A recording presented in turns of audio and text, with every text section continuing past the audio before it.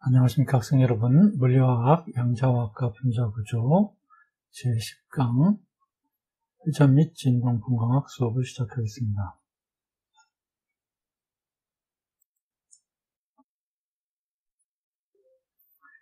오늘 공부할 내용은 제4장 마지막 장이죠.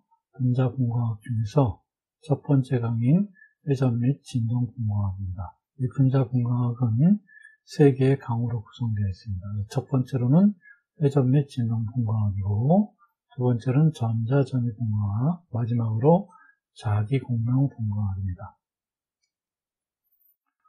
오늘 제10강 회전 및 진동분광학은 4개의 절로 구성되어 있는데, 먼저 첫 번째 절에서는 분자분광학의 기본 원리들을 공부를 하고, 그 다음에 회전분광학, 그리고 진동분광학을 차례로 공부한 다음에 이 회전분광학과 진동분광학 결과로서 진동과 회전이 동시에 일어나는 그런 스펙트럼은 어떻게 구성되는지 하는 것을 마지막 절에서 살펴보겠습니다. 첫 번째 절인 진동분광학의 기본 원리입니다.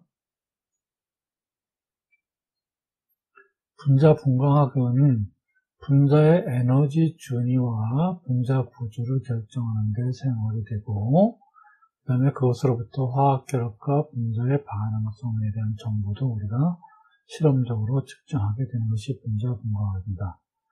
그 중에서 회전분광학은 분자의 결합 길이, 결합각을 가장 정확하게 측정할 수 있는 방법이 회전분광학이고, 진동분광학은 진동운동의 모양이라든가, 그 다음에 분자의 대칭 구조가 어떻게 되어 있는지 이런 것을 실험적으로 결정하는 데 사용됩니다. 분자 에너지 전위의 종류를 먼저 보면, 델타 E 에너지 전위는 즉 에너지가 높은 준위 E2라고 하고, 그것을 높은 준위를 E2, 낮은 준위를 E1이라고 하면, 하나 높은 준위에서 낮은 준위로의 에너지 차이가 델타 E가 되고, 그것이 H뉴로 나타나게 되죠. 그 다음에 이 뉴는 초당 진동수인 세크-1로 된 진동수라면, 그거를 거기에 C를 곱해주면, 파수, 센티미터당 파수로 나타내지는 뉴바로서 표현될 수 있겠습니다. 그래서 델타 E는 H뉴 또는 HC뉴바가 델타 E에 해당되는 그런 값이 되죠. 전자기파의 스펙트럼 영역하고 거기에 따른 에너지 전위의 종류를 보면 가장 긴 파장에 해당되는 것이 라디오파고, 라디오파는 그 파장이 3,000에서 0.1m에 달하는 것들이 라디오파가 되고, 그것을 진동수, 헬츠 단위의 진동수로 나타내면 3 곱하기 10의 6승에서부터 3 곱하기 10의 10승 헬츠에 해당되는 것이 라디오파가 됩니다. 그 다음에 그것을 파수로 나타내면 10의 -3승에서 10의 -1승 파수에 해당되는 것이 라디오파이고, 이 라디오파는 NMR이나 EPR 같은 자기 공명 분광에서 사용되는 자기 진동에 해당되는 에너지 전위가 바로 라디오파에 해당되겠어요. 그 다음에 그것보다 짧은 파장이 마이크로파인데, 마이크로파는 10의 -1승에서부터 10의 -4승 m에 해당되는 것들이고, 파수로 나타내면, 진동수로 나타내면, 헬츠 단위의 진동수로 나타내면 3 곱하기 10의 10승에서부터 3 곱하기 10의 12승, 파수로 나타내면 10의 -1승에서 100. 그 다음에 에너지 전위는 회전운동에 해당되는 것이 마이크로파가 되겠어요. 그 다음에 적외선은 파장으로 나타내면 10의 -4승에서부터 10의 -6승 m이고, 헬츠 단위인 진동수로 나타내면 3 곱하기 10의 12승에서 3 곱하기 10의 14승. 그 다음에 파수로 나타내면 100에서부터 10의 4승, 즉 만 파수에 해당되는 것이 적외선 영역입니다.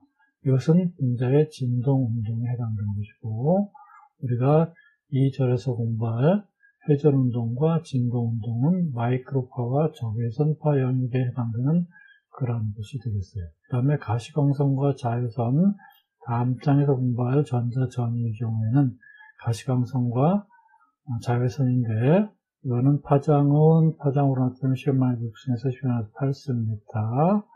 그러면 진동수로 나타나면 3 곱하기 10의 14승에서 3 곱하기 10의 16승.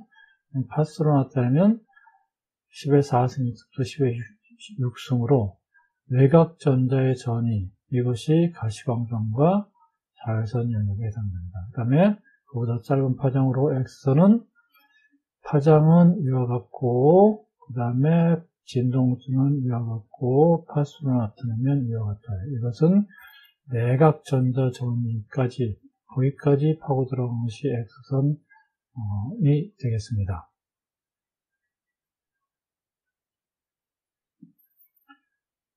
그 다음에 전이 모멘트하고 선택 규칙을 보면, 이 분자가 됐던 원자가 됐던 그 빛을 흡광하거나 발광한다는 얘기는, 그것이 분자의 경우에 보면 분자가 전기장하고 상호작용해서 거기에 해당되는 진동수 U의 광자를 흡수하거나 방출하는 것이 흡광 또는 발광전이죠. 이렇게 서로 상호작용해서 광자를 흡수하거나 방출을 하려면 분자 역시 그 전기적인 이 광자라는 것은 전자기파이니까 분자 역시 전기 쌍극자 모멘트를 가지고 똑같은 여기에 해당되는 진동수 U로 운동을 해야 그것을 흡수하거나 방출을 하게 돼요. 이것이 무슨 말이냐면 분자의 운동 결과 그거에 대한 쌍극자 모멘트가 그 전위 쌍극자 모멘트를 UFI, 여기서 F는 파이널, I는 이니셜을 얘기하고 좀 초기와 낮은 상태의 전기 쌍극자 모멘트의 변화가, 즉 인테그랄에서 쌍극자 모멘트에 대해서 초기 상태의 파동함수, 나중 상태의 파동함수에 대해서 적분을 했을 때 그 값이, 그 결과가 UFI가 0이 아니면 전하 재분배가 발생돼서 스펙트럼이 찍히게 되고, 만약에 이 양쪽의 초기 상태의 그 전위 쌍극자 모멘트, 다이폴 모멘트하고 나중 상태의 다이폴 모멘트의 값이 0이면, 즉 전하의 변화가 없으면, 즉 분자 내에서 회전 운동이건 진동 운동이건 그런 운동을 했는데 그 결과 아무런 쌍극자 모멘트의 변화가 없어요. 그러면 그것은 외부에서 오는 그 파동 진동수 U를 가진 광자하고 아무런 인터랙션을 할 수 없기 때문에 스펙트럼이 찍히지 않게 됩니다. 그래서 UFI가 0일 때는 스펙트럼이 찍히지 않고, 그 다음에 UFI가 0이 아닌 것만 스펙트럼에 찍히게 되겠어요. 이런 것이 바로 이 선택 규칙과 전위 모멘트의 관계입니다.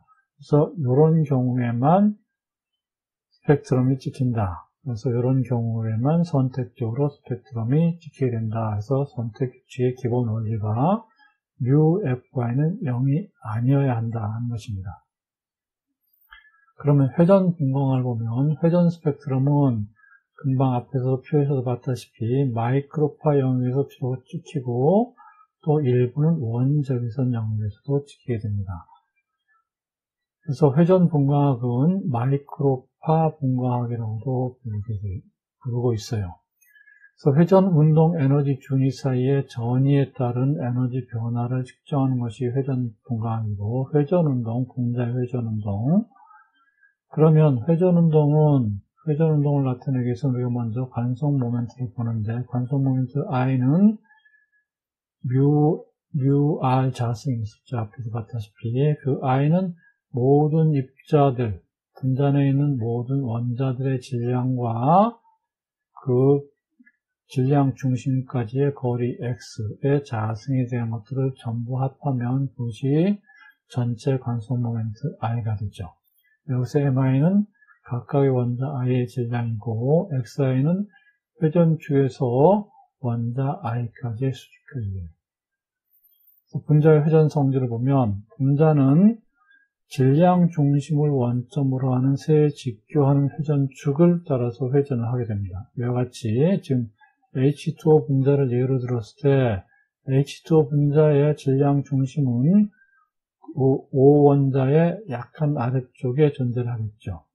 그래서 이 질량 중심점을 중심으로 해가지고 세 개의 직교하는 회전축이 있습니다. 우리가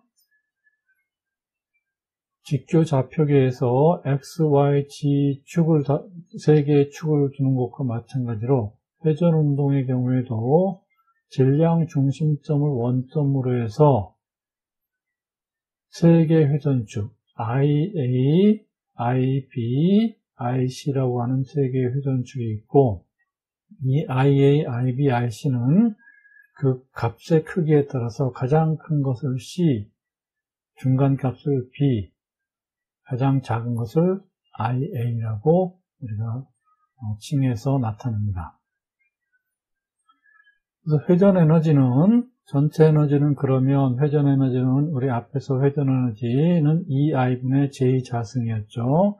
이 축이 세 개가 있으니까 각각의 축에 대해서 IA에 대해서 JA 자승, IB에 대해서 JB 자승, IC에 대해서 JT 자승, 이 JC 자승, 이 세 개의 값을 다 더하면 그것이 전체 회전 에너지 E가 되겠죠. 이게 고전역학적인 회전운동 에너지입니다. 또 그러면 회전자의 유형을 또 분류를 하는데 우리가 선형 회전자, 즉 선형 분자의 경우는 선형 회전자이고 그 경우에는 가장 작은 값 이와 같은 형식으로 회전하는 것은 아무런 회전 모멘트가 없어요. 그래서 가장 작은 값 IA는 0이 되고 그 다음에 이 선형 분자의 경우에는 이렇게 회전하는 경우와 이렇게 회전하는 경우가 그 값이 같기 때문에 두 개의 큰 값 IB하고 IC는 같은 값이 돼서 그것은 I로 나타내면 한 가지 종류의 관성 모멘트만 존재하게 됩니다. 즉 HCl이나 CO2 분자 같은 선형 분자의 경우에는 IA 값은 0이고 IB와 IC 값은 같아서 I로 함종의 관성 모멘트에 있는 그런 경우가 되겠어요. 즉 HCl 직선 분자이고 CO2 또 직선 분자이죠. 그 다음에 구형 회전자입니다. 구형 회전자는 IA 값과 IB 값, IC 값이 다 있는데 그 값들이 다 같아서 또 한 가지 종류의 관성 모멘트만 갖는 것이 구형 회전자입니다. 어떤 분자들이 그러냐면 정사면체이거나 정팔면체 분자의 경우에는 IA, IB, IC가 다 같은 값들을 갖게 됩니다. 그래서 요거는 정사면체이고 요거는 정팔면체 분자가 되겠죠. 그 다음에 대칭 회전자라는 것이 있습니다. 대칭 회전자라는 것은 두 개의 회전자를 갖는 거예요. 그래서 두 가지 종류가 있는데 첫 번째는 큰 값들 B와 IB와 IC가 같고 작은 값 하나가 다른 경우, 또 다른 하나는 IA, IB 작은 값 두 개가 같고 큰 값 하나가 다른 경우, 이러한 이 종의 관성 모멘트가 있는 것이 대칭 회전자입니다. 이 대칭 회전자는 정사면체 또는 정팔면체 구조에서 그 중에 하나가 변형된 분자들이 대칭 회전자가 됩니다. 예를 들어서 아까 정사면체에서 그 중에 원자 하나가 다른 것으로 치환돼 가지고 구조 하나가 변형된 이러한 경우, 또 하나는 여기서 하나가 떨어져 나가 가지고 NH3 같이 정사면체에서 하나가 제거된 그러한 경우, 그 다음에 정팔면체의 경우에도 하나가 다른 곳으로 치환된 경우, 또는 하나가 떨어져 나가서 없어진 경우, 이런 것들이 대칭 회전자가 됩니다. 그럼 비대칭 회전자는 IA, IB, IC 값이 다 다른 경우, 세 종의 관성 모멘트가 있는 경우가 되겠죠. 그래서 정사면체 구조에서 두 개가 변형된 경우, 이렇게 두 개가 떨어져 나왔거나 또는 두 개가 서로 다른 것으로 치환된 그러한 경우가 비대칭 회전자가 되겠어요. 그 다음에 선형 회전자와 구형 회전자의 경우를 묶어서 보면 이 선형 회전자와 구형 회전자는 둘 다 한 가지 종의 관성 모멘트만 가지고 있었죠. 그러므로 에너지는 EI분의 J자승 하나로 나타내집니다. 이때 J자승은 JA 자승 플러스 JB 자승, JC 자승이 되겠어요. 이때 J는 가금 용량의 크기고요. 그러면 우리 이미 알다시피 회전운동에서 가금 용량의 크기는 루트 J 플러스 1 H바였죠. 그러므로 에너지는 즉 J 양성자수 J로 나타난 에너지 EJ는 J 플러스 1 EI분의 H바 자승이고 이때 J는 0, 1, 2, 3 이런 값들이죠. 항값이라는 것은 이 에너지 값은 줄 단위로 되어 있는 것을 센티미터 마이너스 1 단위로 바꿔준 것이 항값이에요. 그래서 이 EJ를 HC로 나눠주면 센티미터 마이너스 1 단위의 그러한 에너지 값이 되는데 그것을 FJ라고 나타냅시다. F로 나타내면 별 의미가 없고 이것을 E로 썼기 때문에 그 다음 알파벳 F로 나타낸 것이에요. 그러면 요 J 플러스 1 EI분의 H바 자승은 HC로 나눠지니까 EHCI분의 H바 자승이 되겠죠. 그 다음에 H바는 E파이분의 H니까 그거를 또 H로 고쳐주면 이거를 묶어서 BJJ 플러스 1 센티미터 마이너스 1 단위로 나타내면 이렇게 센티미터 마이너스 1 단위가 되고 그러면 이거를 B로 묶은 것이죠. 그래서 이것 EHCI분의 H바 자승을 회전상수라고 부릅니다. 그래서 이 B는 회전상수이고 B는 그러면 EHCI분의 H바 자승이고 이 H바가 2파이분의 H니까 H로 나타내면 8파이 자승 CI분의 H가 되겠죠. 여기서 주의해야 될 것은 이 B를 센티미터 마이너스 1 단위로 나타내면 EHCI분의 H바 자승 또는 8파이 자승분의 CI로 나눠주지만 이게 진동수 단위, 즉 세크-1 단위로 나타날 때는 이 C로 나눠주는 것을 하면은 안 되는 거죠. 요거는 파수 단위일 때 C가 분모에 들어가 있고 파수 단위가 아니면 C는 여기서 분모해서 빼야 됩니다. 즉 세크-1 단위, 다른 말로는 헬츠 단위의 경우에는 C로 추가로 나눠줘서는 안 된다 하는 얘기예요. 그러면 그 다음은 선택 규칙인데 선택 규칙은 이때 앞에서 뮤 FI가 0이 아닌 값이 되려면 회전 운동의 경우는 델타 J가 플러스 마이너스 1이어야 돼요. 그래서 스펙트럼은 그러면 어떻게 나타나냐면 선택 규칙이 플러스 마이너스 1이니까 인접 준위들 사이의 에너지 차이가 되겠죠. 그러므로 이때 스펙트럼 파수 뉴 바는 델타 FJ고 델타 FJ는 바로 위에 거에서 FJ에서 바로 밑에 것 FJ-1을 빼면 그 값이 얻어지겠죠. 그러면 FJ는 BJJ 플러스 1이고 FJ-1은 BJ-1J가 되니까 그러면 그 차이는 EBJ가 되죠. 그래서 회전 분광에서의 스펙트럼 간격은 EBJ가 된다는 것이죠. 그래서 J가 1이면 1 집어넣으면 위에 것이 1이니까 1에서 0 간의 에너지 차이는 J1 집어넣으면 2B가 되고 그 다음에 2를 집어넣으면 4B가 되고 3을 집어넣으면 6B가 되고 그래서 간격이 0에서 1로 갈 때는 2B 1에서 2로 갈 때는 4B 2에서 3으로 갈 때는 6B, 그 다음에 8B, 10B, 12B 이런 간격을 갖게 되죠. 그래서 간격이 차례로 2B, 4B, 6B, 8B가 되기 때문에 스펙트럼은 2B 지점에서 피크가 하나 나타나고 4B 지점에 나타나고 6B 지점에 나타나고 8B 지점에 나타나고 해서 스펙트럼 간의 간격은 스펙트럼 피크 간의 간격은 2B, 2B, 2B, 2B 이런 등간격인 그런 스펙트럼으로 나타나고 있어요. 언제?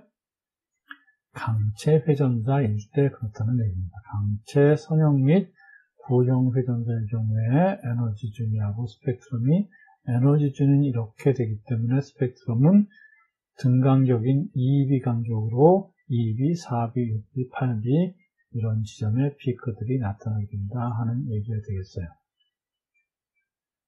그럼 대칭 회전자를 보겠습니다. 대칭 회전자는 이번엔 대칭 회전자는 2종의 관성 모멘트, 두 가지 종류의 관성 모멘트가 있는 거였죠. 그래서 경우에 따라서 작은 것들이 서로 다르고 큰 것들 두 개가 같은 경우, 그 다음에 작은 것들이 같고 큰 것 하나가 다른 그러한 두 가지 종류가 있다고 그랬어요.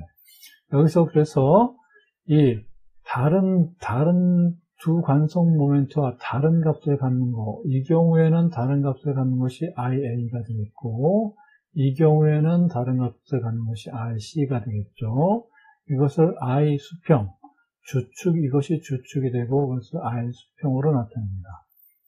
그 다음에 주축이 아닌 다른 두 축의 관성 모멘트, 즉, 다른 것들, 주축이 아닌 다른 두 축의 관성 모멘트를 I 수직으로 표시합니다. 그래서 이 벤젠과 같이 납작한 분자들의 경우에는 I 수평이 I 수직보다 커요. 그런 것을 납작팽이라고 부릅니다. 납작팽이 종이라고 부르고, 그 다음에 뾰족팽이, 즉 CH3F와 같이 뾰족한 곳이 있는 모양의 경우는 I 수직이 I 수평보다 크고 그런 것들을 뾰족팽이, 프롤레이트라고 봅니다. 그래서 이 대칭종의 경우에, 대칭 회전자의 경우에 에너지의 한값들을 보면, 이젠 에너지가 두 개의 텀이 되겠죠. 그래서 에너지는 서로 다른 것이 두 개 있는 I 수직분의 JB 자승 플러스 JC 자승. 그 다음에 I 수평분의, 즉 EI 수평분의 JA 자승. 이렇게 두 개의 텀으로 구성된 그런 에너지 식이 되겠고, 이때 J자승 앞에서 마찬가지로 JA자승 플러스 JB자승, JC자승을 적용해서, 즉, JB자승 플러스 JC자승을 이렇게 J자승 마이너스 JA자승으로 나타내면 이 식은 이와 같이 묶어놓을 수가 있겠죠. 수직인 것에 대한 자승 플러스 J자승과 JA자승으로, 그러면 이 I 수직분의 J자승 플러스 2I 수평분의 1 마이너스 2I 수직분의 1 JA자승으로 두 개의 텀으로 다시 묶을 수가 있겠어요. 그럼 전체 회전 운동에 대한 값 플러스 A 텀에 대한 IA에 대한 회전 운동 값이 돼서, 그러면 J자승은 J 플러스 1의 H바 자승이고, JA 자승은 K 자승 H바 자승이기 때문에 이거를 대입해서 한 값으로 나타내면 두 개의 텀 F, J와 K에 대한 두 개의 양자수에 대한 한 값이 되고, 이것은 BJJ 플러스 1 플러스 A 마이너스 B의 K 자승이 되겠어요.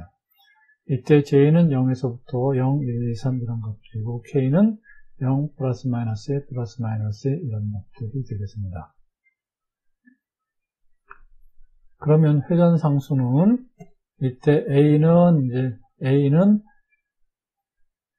CI의 수평인 것에, 그 다음에 B는 I의 수직인 것에 대한 것이 회전상수 A가 되고, 그 다음에 수직인 것은 회전상수 B가 되겠어요. 그래서 이제 대칭 회전자의 경우는 회전상수가 두 개가 있게 되는 것이죠. 그 다음에 선택 규칙은 또 마찬가지로 이제 양자수 델타 K가 있기 때문에 델타 J는 플러스 마이너스 1이고 델타 K는 0인 것이 선택 규칙이 됩니다. 그러면 스펙트럼 파수는 FJ에서 FJ-1을 빼주면 되고 FJ는 BJJ 플러스 1 플러스 A-B의 K 자승이었고 FJ-1은 J-1을 집어넣으면 되겠죠. 그 다음에 A-B의 K 자승이 되기 때문에 A-B의 K 자승, A-B의 K 자승 지워지고 남는 것은 BJJ 플러스 BJJ-1이기 때문에 이것도 우리 앞에서 봤던 선형 회전자와 부형 회전자의 경우와 마찬가지로 EBJ가 됩니다. 강철 회전자의 스펙트럼은 선형 및 부형 회전자의 경우와 같은 형태가 되겠어요. 그 다음에 그러나 이거는 이제 플러스 K와 마이너스 K가 이중으로 축제돼서 한 군데 같이 묶여서 나타나기 때문에 그렇다는 거죠. 비대칭 회전자입니다. 비대칭 회전자는 서로 다른 세 종의 관성 모멘트를 존재하고 매우 복잡한 에너지 중심하고 스펙트럼을 나타내게 됩니다. 그래서 금사식을 사용해서 실험으로 측정된 스펙트럼하고 계산으로 얻은 값들을 비교해서 일치시키는 방법으로 값을 구하게 됩니다. 스펙트럼을 해석하게 돼요. 그 다음에 실제 분자의 경우, 실제 분자는 비강체 회전자이죠. 이 비강체 회전자에는 회전 운동을 하면 원심력이 작용을 하고 원심력이 작용하면 분자의 결합 길이가 증가를 하게 되죠. 분자의 결합 길이가 증가하니까 이런 비강체 회전자의 경우는 분자의 결합 길이가 증가함으로써 결합 길이가 증가하면 관성 모멘트 I가 증가하죠. 관성 모멘트는 U, MR 자승이 있으니까 관성 모멘트 I가 증가하게 되고 그럼 관성 모멘트 I가 증가하면 회전상수 B 값은 감소하게 되죠. 회전상수를 보면 B는 I가 어디에 있냐면 분모에 들어가 있었어요. 분모 값이 커지면 회전상수 값은 감소하게 되죠. 그럼 회전상수 값은 감소하면 에너지 진위는 EBJ였기 때문에 B 값이 작아지면 에너지 진위값 E 값이 작아지게 되겠죠. 그러므로 회전 스펙트럼 간의 간격이 축소하게 됩니다. 따라서 실제 분자의 회전 스펙트럼은 그 BJJ 플러스 1에서 이만큼 줄어든 것을 보정을 해야 돼요. 그래서 마이너스 DJ, J자승, J 플러스 1의 자승만큼 감소값을 보정해서 마이너스를 해줘야 됩니다. 이때 DJ를 원심 일그러짐 상수라고 하고 그 DJ 값은 이와 같이 돼요. U바 자승분의 4B 3승의 그런 값이 됩니다. 그래서 강체 회전자와 비강체 회전자, 즉 실제 분자의 경우에 스펙트럼을 보면 강체 회전자는 2B, 4B, 6B, 8B 하면서 점점 똑같은 크기로다가 2B씩 증가하면서 에너지 간격이 증가해서 그 스펙트럼은 즉 2B, 4B, 6B, 8B 하면서 그 등간격으로 나타났었어요. 그런데 비강체, 즉 실제 분자의 경우는 원심 일그러짐에 의해 가지고 위로 올라갈수록 점점 그 간격이 늘어나는 폭이 줄어들게 됩니다. 그래서 비강체 회전자의 스펙트럼은 위로 올라갈수록 J값이 커질수록 점점 그 간격의 폭이 줄어드는 이러한 모양으로 나타나게 되겠어요. 자, 그러면 예제를 보겠습니다. 마이크로파 스펙트럼에서 H35CL은 평균적으로 626GHz의 간격으로 스펙트럼 선들이 나타납니다. H35CL의 결합 길이를 구하시오.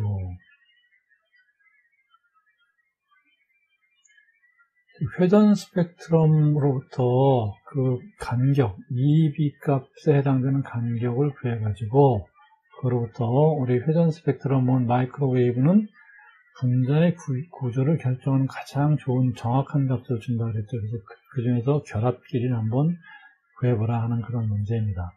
결합 길이 R은 아이니콜 미월 자승을 이용해서 구하면 되죠.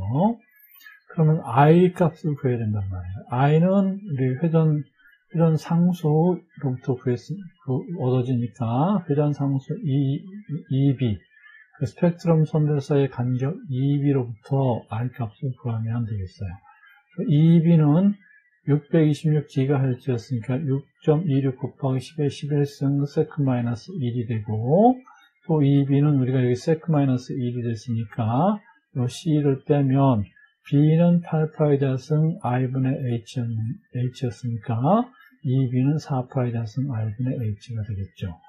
그러므로 I를 구하면 I는 4파이 자승, 그 다음에 6.26 곱하기 10의 11승 sec-1, 그 다음에 H 6.26 곱하기 10의 마이너스 34승 줄 세크를 집어넣어서 계산하면 2.68 곱하기 10의 마이너스 47승 킬로그램 메타 자승이 나와요. 그 다음에 I는 μR 자승이니까 이 H35CL의 환산질량 μ를 먼저 구해야 되겠죠. 환산질량을 구하면 μ는 M1 플러스 M2분의 M1, M2니까, 즉 이때 M1 수소 1.00, 그 다음에 CL35니까 35.0 AMU, 각각의 원자 하나씩에 대한 질량을 넣어서 AMU 단위를 쓰고, 그 다음에 M1 1.00 AMU, 그 다음에 35CL 35 AMU 해가지고, 이제 이건 AMU 단위니까 그거를 킬로그램 단위로 바꿔주면, 바꿔주기 위해서 환산인자 1.061 곱하기 10-27승 킬로그램 AMU 마이너스 1을 쓰면 환산질량이 1.615 곱하기 10-27승 킬로그램이 나와요. 그러면 R은 이제 R에 대해서 이 식을 정리하면 μ분의 I의 2분의 1 쓰면 되겠고, 여기서 μ는 1.615 곱하기 10의 마이너스 27승 얻어졌고, 그 다음에 I는 앞에서 2.68 곱하기 10의 마이너스 47승 킬로그램 메타 자승이 되었습니다. 이걸 넣어서 계산하면 1.26 곱하기 10의 마이너스 10승 메타가 나오죠. 10의 마이너스 10승 메타를 피코 단위로 쓰면 129 피코메타가 되겠습니다. 자, 3절 진동분광학입니다. 진동분광학은 진동운동 에너지 준위 사이의 전위에 따른 그런 에너지 변화를 측정해서 구하게 되죠.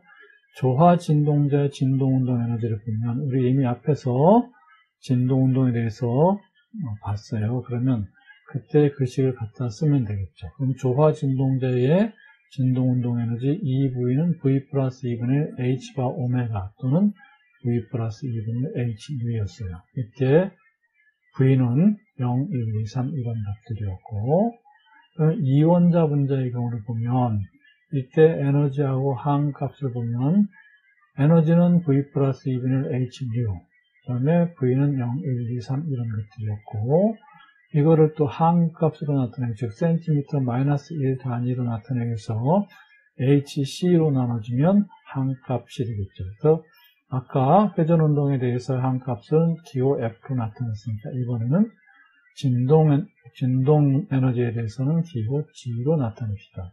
그러면 GV는 HC분의 2V가 되고 V 플러스 2분의 1, 그 다음에 HC로 나눠주면 이제 파수가 되니까 파수 단위는 물격, 바로 나타내죠. 그럼 이때 바는 2파이 C분의, 즉 광속도 C로 나눠주는 값이 되겠고요. 바는 2파이 C분의 1 루트 오버 K입니다.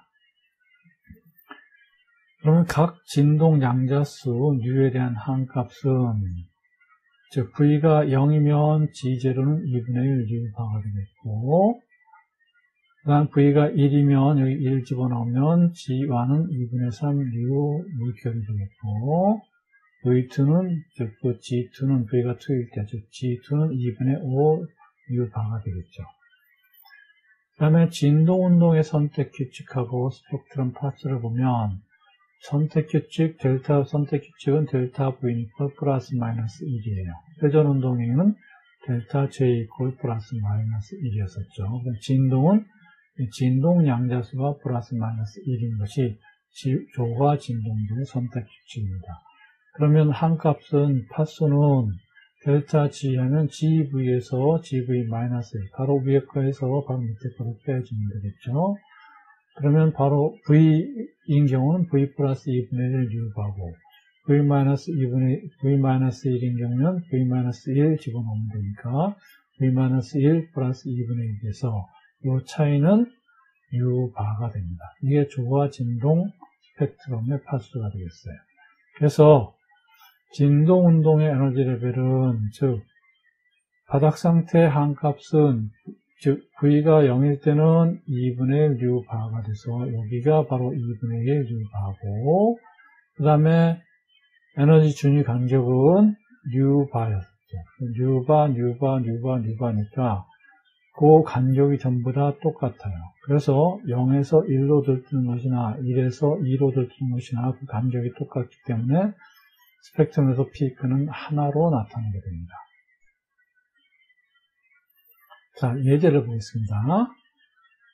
예제 10.2 질량수 75인 BR과 브롬과 질량수 19인 F, 물소에 대해서 적외선 스펙트럼을 측정했더니 380cm-1에서 강한 흡수기가 나타났어요. 이 분자의 결합에 대한 힘상수를 구해봐라. 진동 스펙트럼에서 얻은 정보 가지고 힘상수 K값을 구하면 되죠. 진동 스펙트럼하고 진동 스펙트럼의 파수하고 힘상수 관계를 보면 U바는 2파이 C분의 1 루트 뮤 오버 K였어요. 이때 얻어진 U바가 이 경우에 380cm-1이었다는 얘기죠. 단위가 cm-1이니까 이게 나누기 C를 해줘야 되죠. 그러면 K는 2파이 C U바 자승분의 U로 이렇게 K를 구하는 거니까 K에 대해서 이 식을 정리하면 이렇게 되고, 그 다음에 심상수 K는 K를 구하기 위해서 먼저 뮤를 구하면, 한산질량 뮤를 구하면 75 플러스 19AMU 분의 75 곱하기 19AMU, 그 다음에 킬로그램으로 나눈 환산인자 1.661 곱하기 10-27 쓰는 킬로그램 AMU-1을 집어넣어서 정리하면 2.518 곱하기 10-26 쓴 킬로그램이 돼요. 그러므로 K는 2파이 C U바의 자승 U니까 여기에 차례차례 값을 집어넣으면 2파이 내려오고 C는 광속도 집어넣고 U바는 측정된 파수 380cm-1 집어넣고, 그 다음에 환산질량 앞에서 계산한 걸 집어넣으면 K는 129kg/1이 얻어집니다. 이거는 129Nm-1이 되겠어요.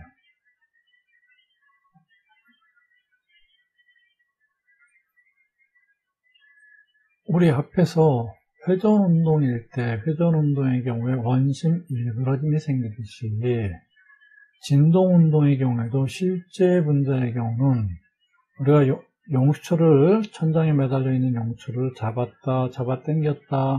잡아당겼다 놓으면 이 최초 위치로부터 당겨졌을 때, 즉 이완됐을 때의 길이하고 이완됐을 때 움직이는 길이하고 수축되어 올라갈 때의 움직이는 길이가 달라지듯이 실제 분자의 경우도 이 진동운동은 수축할 때의 변이하고 수축할 때는 작게 수축되고 이완될 때는 더 원래 평형 길이에서도 더 멀리 이완되게 됩니다. 그래서 수축할 때의 변이하고 이완할 때의 변이가 서로 달라요.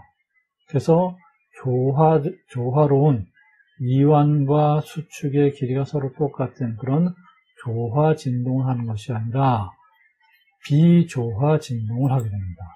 그래서 이 비조화성까지 나타낸 함수가 모스 포텐셜 함수예요.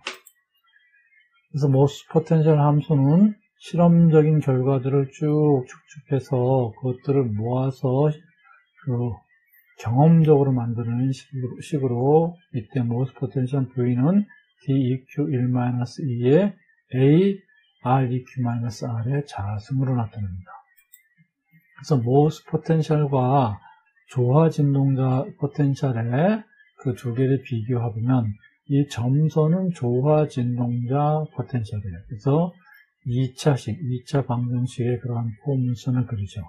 그러나 실제 분자는 이완될 때는 좀 더 멀리 이완되고 수축할 때는 좀 더 작게 수축하기 때문에 요 중심점에서부터 이완됐을 때의 거리는 짧게 움직이고 길게 움직이고 수축할 때는 짧게 움직여서 이와 같은 이 실선으로 나타나는 이와 같은 포텐셜 곡선을 그리게 됩니다. 그래서 모스 포텐셜을 사용해서 에너지 준위를 나타내면 이때 GV는 V 플러스 2분의 1 U바, 이게 이제 조화 진동될 경우고, 그 다음에 마이너스 V 플러스 2분의 1 자승 X1 U바, 플러스 이런 식의 쭉 수열로 나열되는 그러한 식으로다가 보정이 됩니다. 그래서 요만큼의 보정이 필요하게 돼요. 그래서 이 X2를 비조화성 상수라고 하고, 그러면 이때 이게 조화 진동자, 2차 포물선으로 나타나는 건 조화 진동자가 아니기 때문에 선택 규칙에도 변화가 일어나게 돼요. 그래서 델타 V는 플러스 마이너스 1, 플러스 마이너스 2, 플러스 마이너스 3, 플러스 마이너스 4 이런 것들도 전이가 일어날 수 있게 됩니다. 그래서 이게 비조화 진동자의 선택 규칙이 되겠어요. 그래서 이 첫 번째로 그럼 델타 V가 플러스 마이너스 1로 이동하는 경우와 플러스 마이너스 2로 이동하는 경우, 플러스 마이너스 3으로 이동하는 경우를 구분해서 플러스 마이너스 1로 이동하는 그러한 경우를 기준 진동이라고 해요. 그러면 기준 진동은 0에서 플러스 1로 이동하는 것, 그와 같은 것이 기준 진동이 되겠죠. 그러면 이 경우는 델타 V가 플러스 1이고, 그러면 그때의 파수 변화는 스펙트럼은 0에서 1로 가면 G1-G0 하면 되겠죠. 그러면 G1일 때, 여기에 1 집어넣었을 때 요 두 개의 식만을 사용하면, 두 개의 항만을 사용하면 1 플러스 2분의 1 U바, 마이너스 1 플러스 1, 2분의 1의 자승 X2 U바가 되겠고, 요게 1일 때가 되겠고, 그 다음에 이게 0일 때가 되겠죠. 그러면 그 차이 값은 1-2의 X1U바가 되겠죠. 기준 진동의 파수는 이렇게 됩니다. 이것이 0에서 1로 들뜰 때의 파수가 되겠어요. 그 다음에 0에서 2로 갈 때, 즉 델타 V가 2일 때와 0에서 3으로 갈 때, 즉 델타 V가 3일 때, 이런 것들을 배진동, 오버톤 바이브레이션이라고 해요. 그래서 0에서 2로 가면 델타 V는 2가 되겠죠. 이것이 첫 번째 배진동에서 제1 배진동이고, 그럼 0에서 2로 가니까 G2에서 G0을 빼면 되겠죠. 그러면 그 값은 2, 1-3x2의 U바가 됩니다. 그 다음에 0에서부터 3으로 가면 0에서부터 이렇게 들뜨는 것은 제2 배진동이 되고 델타 V는 3이 되겠죠. 그래서 0에서 3으로 가는 것, 즉 G3에서 G0 빼면 이것은 3, 1-4x2의 U바가 돼요. 이런 식으로 쭉 나타나게 되는데, 실제적으로 이 값들이 진동운동의 경우는 회전운동의 경우보다 에너지 값이 한 1000배 정도 더 크기 때문에 이 값이 커서 0에서 2로 가고 0에서 3으로 가는 이러한 것의 확률은 대단히 낮습니다. 그래서 기준 진동이 굉장히 스트롱한, 강한 그런 값을 가지 않는 한, 그런 것들은 2배 진동, 3배 진동이 혹 있을 수 있지만, 그렇지 않고 약한 경우에는 2배 진동, 3배 진동은 잘 스펙트럼에 찍히지 않습니다. 다원자 분자의 경우는 그럼 원자가 여러 개 있으면 다양한 진동 방식의 여러 개의 진동이 존재하겠죠. 그래서 이 진동 자유도는 몇 개나 되느냐 하면, 진동 운동이 가질 수 있는 가지수, 그것을 진동 자유도로 하고, 즉 분자가 가지는 기준 진동의 수를 진동 자유도라고 해요. 그래서 N원자 분자가 있다면 n개의 원자로 이루어진 분자의 경우는 각각의 원자들이 x, y, z 각 세 가지 방향으로 움직일 수 있는 자유도가 있겠죠. 그래서 원자 하나당 x, y, z에서 3개의 자유도를 가져요. 변이수가 3개가 있어요. 그러면 n개의 원자로 이루어진 분자의 경우는 n개의 원자는 3n개의 변이 자유도를 갖죠. 그 중에서 모든 원자들이 다 한쪽 방향, 그러면 한쪽 방향으로 움직이면 분자 자체가 그쪽 방향으로 이동하게 되니까 그러면 그것이 병진운동이 되죠. X축 방향으로 움직이는 병진운동, Y축 방향으로 움직이는 병진운동, G축 방향으로 움직이는 병진운동. 병진운동이 또 3개의 가능성, 자유도를 갖게 됩니다. 병진운동 자유도가 3개가 있고, 그래서 회전운동 자유도, 즉 원자들이 질량 중심점을 기준으로 해서 오른쪽에 있는 것들은 전부 위쪽 방향으로 움직이려 하고 왼쪽에 있는 것들은 전부 아래쪽 방향으로 움직이면 그러면 이 분자는 회전을 하게 됩니다. 그런 회전운동이 X축 방향에 대해서 플러스 X로 움직이고 마이너스 X로 움직이려고 하면 하나의 회전, 또 Y축 방향에 대해서 오른쪽 거는 플러스로 왼쪽 거는 마이너스로 움직이면 또 Y축을 중심으로 한 회전, 또 G축 방향으로 한 회전, 이렇게 회전 운동이 3개가 있을 수 있습니다. 3개가 있고, 아까 회전 운동에서 봤다시피, 회전 스펙트럼에서 봤다시피, 또 이렇게 움직이는 것, 선형 분자의 경우 이렇게 움직이는 것은 회전 모멘트가 없기 때문에 선형 분자의 경우에는 두 개의 회전 자유도만 갖게 됩니다. 그래서 회전 운동 자유도는 비선형 분자는 셋, 선형 분자는 둘이에요. 그러므로 진동 운동 자유도는 전체 원자들의 자유도 변이수 3n개에서 병진 자유도를 빼고 또 회전 자유도를 빼면 그것이 남는 것이 진동 운동 자유도가 돼요. 그래서 선형 분자의 경우에는 병진 운동 자유도가 3이고 회전 운동 자유도가 2이기 때문에 선형 분자의 경우에 진동 운동 자유도는 3n-5가 되고, 비선형 분자의 경우는 병진 운동 자유도 3, 회전 운동 자유도 3이라서 3n-6이 진동 운동 자유도가 됩니다. 그래서 기준 방식이라고 하는 것은 진동 운동의 이 독립적인 이원자 진동자의 선형결합으로 나타나는 방식을 기준 방식이라고 하고, 노멀 모드라고 하고, 신축은 원자들 사이의 결합 길이가 변화하는 진동 운동이 신축 진동이에요. 굽힘은 결합각이 변화하는 진동 운동이 굽힘 진동입니다. 그래서 진동 방식 수는 신축은 결합 길이가 변화하는 거기 때문에 신축 진동수는 결합수하고 같아야 돼요. 그 다음에 굽힘 진동수는 전체 진동 자유도에서 신축 진동수를 뺀 것이 굽힘 진동수가 됩니다.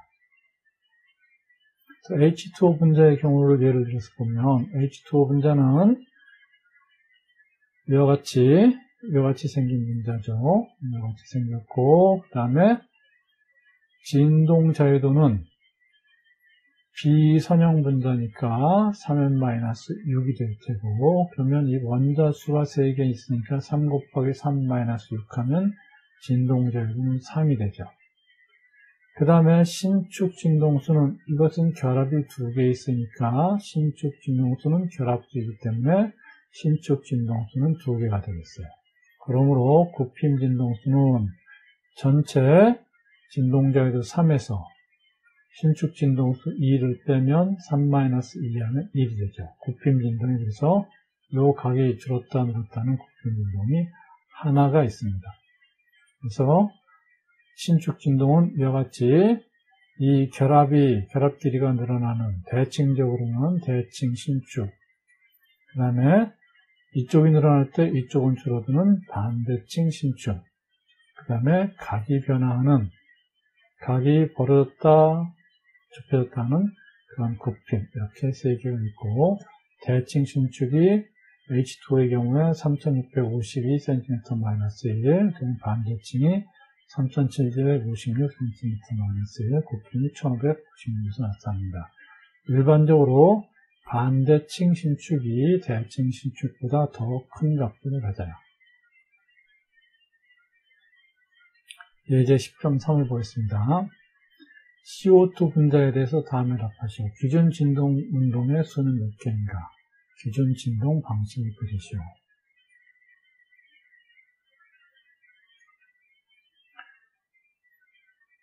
진동 스펙트럼을 해석하는 데 필요한 기준 진동 수하고 기준 진동 방식, 진동 운동의 대칭력을 파악하는 것이죠. CO2의 경우는 직선형 분자였죠. 선형 분자니까 기준 진동 수는 진동 자유도 수하고 같고, 이 진동 자유도는 선형 분자니까 3-5가 되죠. 그러면 원자 수가 3개니까 3 곱하기 3 마이너스 5 하면 4개의 기준 진동 수가 있죠. 그 다음에 CO2는 기준 진동 방식을 보면 신축 진동 수는 결합수하고 같으니까 신축 진동 수는 2이고, 그러면 곱힘 진동 수는 4-2에서 2개가 있겠어요. 그래서 신축 진동은 이와 같이 대칭 신축하고 반대칭 신축 두 가지가 있고, 곱힘 진동은 이와 같이 이 산소가 위로 올라갈 때 이 양쪽에 산소가 아래쪽으로 내려오는 그런 곱힘, 그 다음에 뒤쪽으로 할 때 앞으로 왔다 갔다 하는 그런 곱힘 두 가지가 있는데, 이 두 개는 방식은 다르지만 에너지가 같기 때문에 서로 축제되어 있는 것이에요. 그 다음에 진동 회전 스펙트럼 보겠습니다. 진동 회전 스펙트럼은 T 스펙트럼이라는 것으로 나타나는데, T 스펙트럼은 고분해능 진동 스펙트럼을 찍어보면 하나의 진동 스펙트럼에 여러 개의 미세한 선 스펙트럼들이 밀집돼서 나타나게 돼요. 이와 같이 지금 CO 분자의 기준 진동에 대한 고분해능 T 스펙트럼을 보면 이게 전체 기준 진동 스펙트럼 하나인데, 여기에 그 아래 아주 작은 선들이 쭉 나타나게 됩니다. 그래서 이게 전체적으로 하나의 그룹을 나타내기 때문에 밴드 스펙트럼, 그래서 밴드를 구성하기 때문에 그래서 우리는 T 스펙트럼이라고 부릅니다.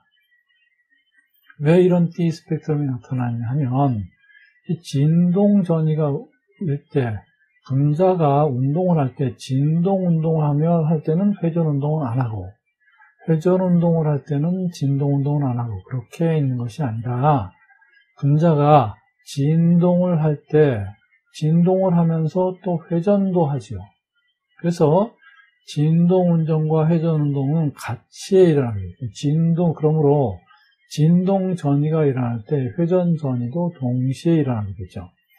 그래서 진동과 회전 에너지 준위를 두 개를 묶어서 나타내면 그것을 EVJ라고 하면, EVJ는 GV와 FJ를 합한 값이 되고, 그러므로 GV는 V 플러스 2분의 1 뉴바, 그 다음에 마이너스 V 플러스 2분의 1 자승 XE 뉴바, 이렇게 나타내겠고, 그 다음에 FJ는 BJJ 플러스 1 쭉 이렇게 나타나게 되겠죠.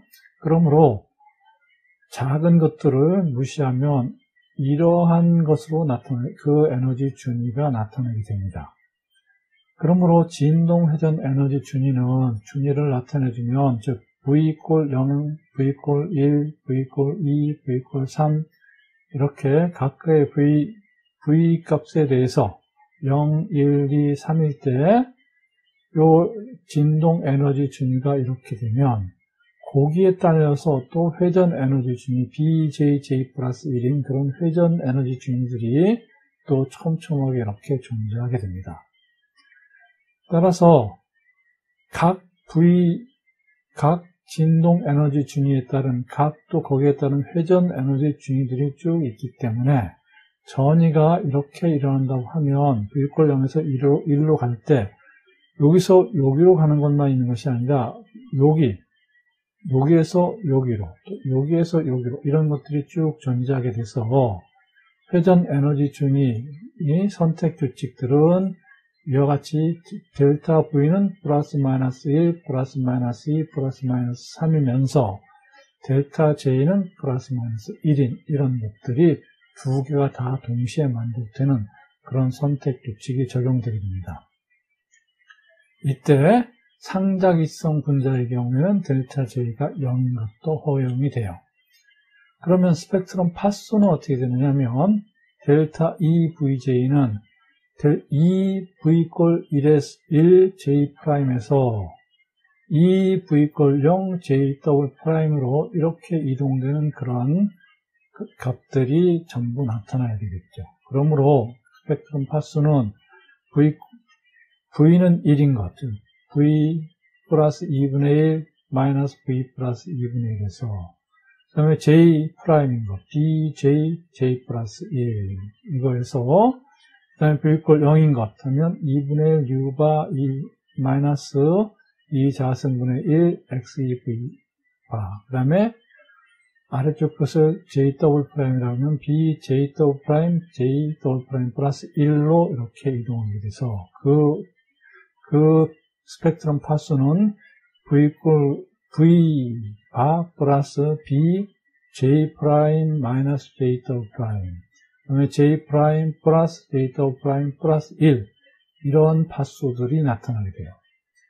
그래서 델타 J가 마이너스 1, 0 플러스 1인 것에 대해서 그 파수들을 델타 이 파수를 구해보면 델타 J가 마이너스 1인 경우에는 델타 EVJ는 V 플러스 2B 그 다음에 J 플러스 1인 값이 되고 델타 J가 0인 경우에는 아까 델타 J는 플러스 마이너스 1이 선택 규칙이고 상자기성 분자의 경우에는 델타 J가 0도 된다고 그랬어요. 델타 J가 0일 때는 EJ 플러스 1은 델타 J가 0이니까 순수한 진동 스펙트럼 파수인 U바만 나타나게 되겠죠. 그 다음에 델타 J가 플러스 1이면 U바 마이너스 2B J 플러스 1 이런 것이 나타나게 돼요. 이때 이 순수하게 진동 파수만 나타나는 것을 Q가지, 즉 델타 J가 0일 때를 Q 브랜치, Q 가지라고 부르고 델타 J가 마이너스 1일 때를 P 가지라고 부르고 델타 J가 플러스 1일 때를 R 가지라고 불러요. 그래서 스펙트럼 T의 명칭은 델타 J가 0인 것을 Q로 기점으로 해서 마이너스 1, 마이너스 2에 대해서는 Q 다음에 알파의 순으로 그 아래인 P 그 다음에 마이너스 2인 것은 그 아래인 O라고 하고 플러스 1인 것은 Q 다음 알파의 신 R 그 다음에 2인 것은 S라고 합니다. 그래서 O, P, Q, R, S라고 가지 이름을 붙였어요. 그래서 Q가지라는 것은 무엇이냐면 즉 Q가지는 0에서부터 같은 값들이 0에서 J가 V = 0에 0이 요 V = 0이 이렇고 V = 1이 이렇고 그 다음에 거기에 따른 J 값들이 J 에너지 레벨들이 쭉 이렇게 배열되고 또 J 에너지 레벨들이 쭉 이렇게 배열된다고 하면 요 델타 J가 0인 것, 즉 0에서 0으로 가는 것이죠. 0에서 0으로 가는 것. 이 경우에는 델타 0이 금지가 됐기 때문에 즉 델타 J, 즉 상자기성 분자가 아니라는 얘기죠. 델타 0이 금지가 됐기 때문에 Q 브랜치는 나타나지 않고 그 다음에 델타 J가 플러스 1인 것과 마이너스 1인 것이 나타난다. 델타 J가 마이너스 1인 것을 보면 델타 J가 마이너스 1이 되려면 1에서 0으로 2에서 1로 이렇게 해야 되겠죠. 즉 델타 J가 1인 것에서 우위로 갈 때 요 0인 것으로 간다는 얘기예요. 그래서 델타 J가 그 다음에 1에서 2인 것으로 그 다음에 2에서 1로 이렇게 가게 되니까 1에서 0으로 갈 때와 2에서 1로 갈 때, 3에서 2로 갈 때, 1에서 1로 갈 때의 간격하고 2에서 1로 갈 때 이 간격은, 즉 J 값들은 간격이 위로 올라가서 점점 벌어지기 때문에 간격 차이가 줄어들어서 1에서 0으로 갈 때의 간격보다 2에서 1로 갈 때의 간격이 조금 더 좁고, 그래서 이렇게 차례로 아래쪽으로 이렇게 나타나게 됩니다. 그 다음에 델타 J가 플러스 2면, 즉 0에서 1로 가고 1에서 2로 가고 2에서 3으로 가면 델타 J가 플러스 1인 경우죠. 이 경우에는 위로 갈수록 점점 더 크게 간격이 크게 벌어지기 때문에 0에서 1로 1에서 2로 갈수록 점점 위쪽에 나타납니다. 여기를 중심으로 해서 델타 J가 0이 되면 여기가 비어 있고, 그래서 이렇게 왔다가 0이 됐다가 다시 이렇게 올라가는 그러한 식으로 그 피크들이, 가지들이 나타나게 됩니다. 그리고 그 HCN의 굽힘 진동의 경우는 델타 J가 0이 허용된 경우에, 0이 허용되면 그 가운데 아까 0에서 0으로 한 것들이 계속 나타나기 때문에 가운데 중심점에 뾰족한 피크가 나타나고, 왼쪽으로 P 가지들의 덩어리, 아니면 오른쪽으로 PR 가지들의 덩어리들이 이렇게 나타나게 되겠어요. 그래서 로우 레졸루션 스펙트럼을 찍으면 이와 같이 이런 피크가 이러한 모양으로 나타난 겁니다. 이게 하나의 전체 피크 중에서 Q가지, P가지, R가지입니다. 이게 세 개의 피크 덩어리가 세 개의 피크가 아니라 하나의 피크이고, 여러분들이 IR 스펙트럼이나 라만 스펙트럼을 볼 때 특히 IR의 경우에 이게 뚜렷이 나타나는데, 이게 하나의 피크지 이게 세 개의 피크로 나타나는 게 아니다 하는 그런 것을 잘 염두에 두고 IR 스펙트럼을 찍을 때 IR 스펙트럼을 살펴봐야 되겠어요. 지금까지 한 내용을 정리해보면, 분자 분광학의 기본 원리는 이 흑광 및 발광 전이가 일어나야 되는데, 이 흑광 및 발광 전이는 이 분자의 전기장이 외부 광자의 진동수 류를 가진 광자를 상호작용해가지고 흡수하거나 방출해야 된다. 이 흡수하거나 방출하려야 되려면 이 분자의 운동에 따른 이 쌍극자 모멘트가 변화가 있어야 된다. 그래서 이 쌍극자 그 전이 결과, 즉 이니셜 스테이트에서 파이널 스테이트로 전이한 결과 그 쌍극자 모멘트에 변화가 있으면, 즉 0이 아니면 그것은 스펙트럼이 찍히고 0이 되면 그것은 스펙트럼이 찍히지 않는다. 이 0이 아니게 되는 것, 그것을 우리는 선택 규칙이라고 하는 것이에요. 회전 분자학을 보면, 회전 분광은 회전 에너지를 보면 이와 같이 되고, 즉 A, IB, IC 세 회전축에 대해서 각각의 에너지를 합하면 그것이 전체 에너지가 되고, 또 회전자의 경우는 선형 회전자, 구형 회전자, 대칭 회전자, 비대칭 회전자, 이런 네 가지 종류가 있고, 선형 회전자에서는 선형 분자의 경우로 IA가 0, 그다음에 BC는 같아서 하나, 그다음에 구형 회전자는 IA, IB, IC가 서로 다 같아서 하나의 회전 모멘트 값을 나타내는 것. 대칭 회전자는 두 개는 같고 하나가 다른 경우. 그래서 이것도 두 개는 같고 하나가 달라서 두 개의 회전자가 있는 경우. 그 다음에 비대칭 회전자는 세 개의 회전자가 다 다른 경우가 비대칭 회전자이다 했어요. 그래서 에너지와 한값 선택 규칙과 스펙트럼들을 보면 이 분광학은 에너지 준위 또는 그거로부터의 한값, 그다음에 선택 규칙이 어떻게 되는지, 그 다음에 이거로부터 선택 규칙을 한 값으로 정해서 그럼 스펙트럼 어떻게 되는지, 이렇게 네 개를 찾는 것이 그 키들이에요. 기계적으로 그 네 개를 찾아갑니다. 선형 회전자와 구형 회전자를 보면 한동의 관성 모멘트가 있고, 그러므로 E는 2I분의 J 자승으로 나타내지고, 가운동량의 크기는 루트 J 플러스 1이니까, 다음에 양자수 J로 나타내는 EJ는 J 플러스 EI분의 H가 자승이고, 그때 J는 0, 1, 2, 3 이런 것들이 되죠. 그 다음에 항값으로 나타내는 cm 마이너스 1 파수 단위로 나타내기 위해서 HC로 나눠주면 그거를 항값 FJ라고 하고, 이때 B는 회전상수로 이와 같다. 항값으로 나타내면 FJ는 BJJ 플러스 1이다. 그 다음에 선택 규칙은 델타 J는 플러스 마이너스 1이고, 그러면 스펙트럼 파스 뉴 바는 델타 FJ가 되니까 FJ는 플러스 마이너스니까 바로 위에 것에서 바로 아래 것을 빼면 EBJ가 된다. 스펙트럼은 EBJ로 나타난다. 그래서 EBJ로 나타나기 때문에 에너지들은 항의 항값은 이렇게 되고, 간격의 또 차이가 EB이기 때문에 스펙트럼은 이와 같이 EB 간격으로다가 쭉 균등하게 나타나게 되는데, 이것은 언제? 조화 회전자의 경우에 그렇다는 거죠.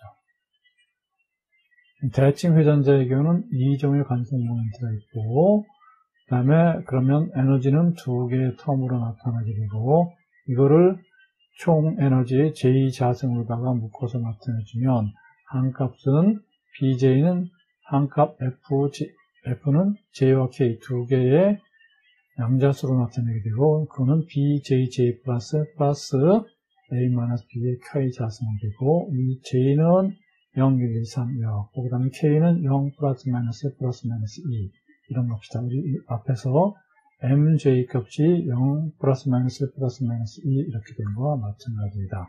그 다음에 두 개의 이제는 회전상수 A와 B를 갖게 된다.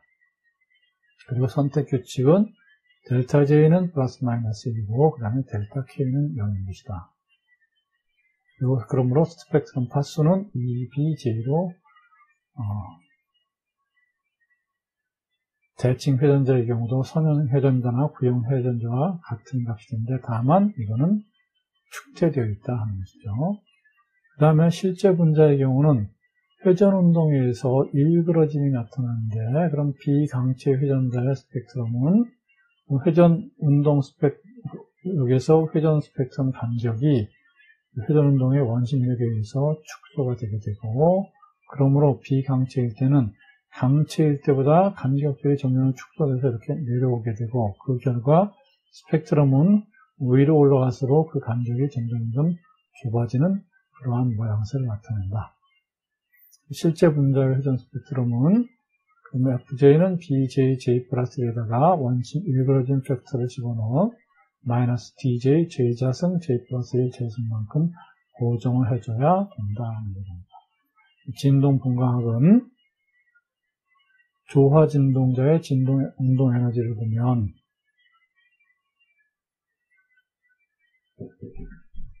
EV는 V 플러스 2분의 1 H와 오메가하고 V 플러스 1 HU, V 0, 1, 이때 V는 0, 1, 2, 3 이런 것으로 되죠. 그 다음에 항값은 이 에너지 값을 HC로 나눈 것이고, HC로 나누면 이와 같이 되고, 그 다음에 파수는 이와 같이 된다고 했어요. 그 다음에 진동 분방의 선택 규칙은 조화 진동자의 경우에 델타 V는 플러스 마이너스 1이고, 스펙 파수는 또 GV에서 델타 GV니까 GV에서 GV 마이너스 1을 빼면 되고, 이것은 U바가 되죠. 그 다음에 비조화성까지 고려하면 에너지 전위는 이와 같이 되고, 그 다음에 이 XE는 비조화성이라고 했어요. 그 다음에 그러면 비조화성 실제 분자의 경우에는 선택 규칙이 플러스 마이너스 1뿐만 아니라 플러스 마이너스 2, 플러스 마이너스 3 이런 것도 가능하고, 그 다음에 이 플러스 마이너스 2, 플러스 마이너스 3, 2에 해당하는 것을 배진동이라고 했죠. 스펙트럼 파수는 기준 진동의 경우에는 0에서 1, 델타 V가 플러스 마이너스 1인 경우고, 이 경우에 기준 진동의 파수는 1 마이너스 2의 XE U바가 되고, 1배 진동의 경우에는 0에서부터 2까지가 되니까 2의 1 마이너스 3 XE U바가 되고, 3배 진동은 0에서 3으로 가는 것이고, 그러면 3 1-4x이 늘 바가 돼요. 그 다음에 다원자 분자의 경우는 진동자회전은 선형 분자의 경우는 3n-5, 비선형 분자의 경우는 3n-6이 되고, 그 다음에 진동 방식수는 신축 진동은 결합수하고 숫자가 같고, 그 다음에 곱힘 진동수는 전체 진동 자유제에서 신축 진동수로 뺀 값이 곱힘 진동수가 되죠. 그 다음에 진동 회전 스펙트럼은 이거는 이제 T 스펙트럼으로 나타나겠는데, 진동과 회전이 동시에 일어나기 때문에 그 동시에 그 분해는 진동 스펙트럼을 찍으면 T 스펙트럼으로 나타나게 되고, 그래서 여러 개의 T 스펙트럼은 진동 스펙트럼 안에 여러 개의 미세한 선 스펙트럼의 밀집 상태가 나타나게 되고, 이거는 회전에 의한 회전 스펙트럼이죠. 그 다음에 진동 전이에 수반되는 회전 전이가 동시에 일어나기 때문에, 그래서 에너지 주인은 G 플러스 FJ를 해야 되고, 그러면 선택 규칙은 진동 운동에 대한 선택 규칙과 그 다음에 회전 운동에 대한 선택 규칙 델타 J 플러스 마이너스 J 두 가지가 다 같이 동시에 적용되고, 그 다음에 델타 J가 0인 것이 있는데 이것은 상자기성 변자의 경우에 그것이 나타난다 그랬죠. 그래서 선 스펙트럼, 이 스펙트럼의 파수는 T 스펙트럼에서 파수는 즉 EV 플러스 V는 1에서 0으로, 그 다음에 J는 J'에서 J 더블 프라임으로 옮겨가는 그런 두 개를 다 계산하면 되고, 그 다음에 선 스펙트럼은 0인 것, 델타 J가 0인 것을 Q로 해서, 그 다음에 마이너스 1, 마이너스 2, 그 다음에 1, 2인 것을 차례로 알파의 순서로 O, P, Q, R, S로 T 스펙트럼을 명칭 붙입니다. 그래서 지금 Q가 0인 경우에 고분해능 스펙트럼을 보면 이와 같이 하나의 진동 피크에 그 밑에 여러 개의 회전 피크들이 나타나는 이러한 모양으로 나타내고, 이 경우는 고분해능 CO 분자의 경우이고 Q가 0이 되었고, 저분해능의 경우에 델타 J가 0이 허용되는 경우를 보면 이와 같이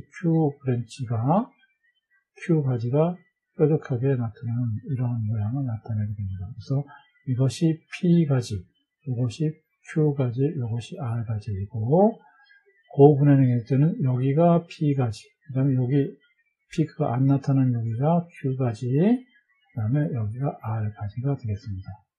수고하셨습니다. 10강 회전 및 진동 공간 수업을 마치겠습니다. 다음 시간에 뵙겠습니다.